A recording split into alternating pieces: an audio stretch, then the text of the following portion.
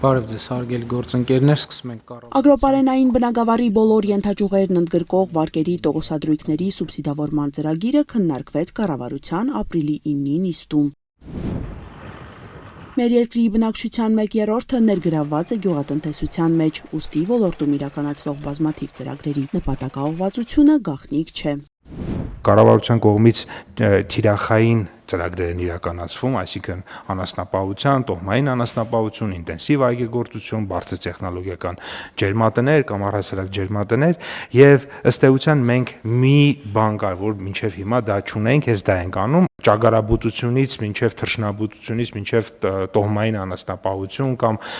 ավանդական բուսաբուծությունից մինչեւ ինտենսիվ բարձր տեխնոլոգիական գյուղատնտեսություն զբաղվում են, իրենք կարող են այս ծրագրով օգտվել։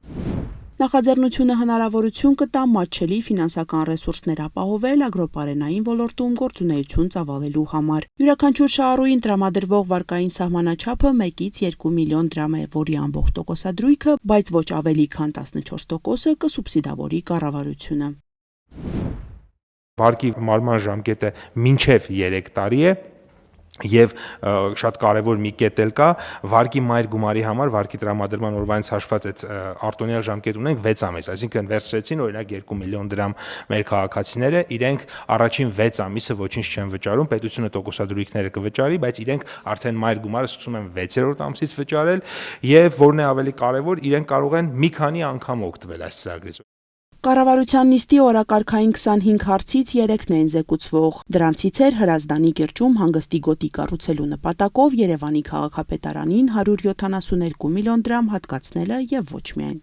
Քննարկման եմ ներկայացնում համահայկական խաղերի համաշխարհային կոմիտե հասարակական կազմակերպությանը կառուցապատման իրավունքով տարածք տրամադրելու մասին կառավարության որոշման մեջ լրացում կատարելու որոշման նախագիծը։ Խոսքը փուլային տարբերակով իրականացվող մեծամասշտաբ ծրագրի մասին է եւ հիմնականում պետք է իրականացվի հայ բարերարների հանգանակություններով։ Առաջին փուլը քննարկման ընթացքում պարզեցինք, որ կառուցման պետք է շարունակվի 5 տարի, եւ եթե մենք մտածում ենք 5 տարին հաջորդող ժամանակահատվածի տեսանկյունից, ապա տրամաբանական է, որ այն հարակից օգուտները, որ կարող է այդ համալիրի շահագործումից գեներացվել եւ որոնք պետք է ուղղվեն կանոնադրական նպատակների իրականացմանը, թույլ կտան, որ 5-րդ տարուց հետո կազմակերպությունը իր դրամական միջոցներով շարունակի այդ միջավայրը պահպանել եւ զարգացնել։ Մարզական տեսանկյունից ծրագրի կարևորությանը անդրադարձավ նաև Ժաննա Անդրեասյանը։ Կառավարությունը հետևողական քաղաքականություն է վարում սպորտային մեծ միջոցառումներ եւ մրցաշարեր հյուրընկալելու եւ մեր երկիրը սպորտային քարտեզում ավելի ամրապնդելու տեսանկյունից եւ մենք այժմ այդ միջոցառումները կազմակերպելիս ստիպված ենք լինում օրինակ մարզիկների տեղակայման, պատվիրակությունների տեղակայման հարցերը լուծել հյուրանոցային ենթակառուցվածքի միջոցով, այնինչ միջազգային ստանդարտը այնպիսին է, որ իրականում մարզական ավանները եւ դրանց արկայությունը ավելի հարմարավետ եւ ավելի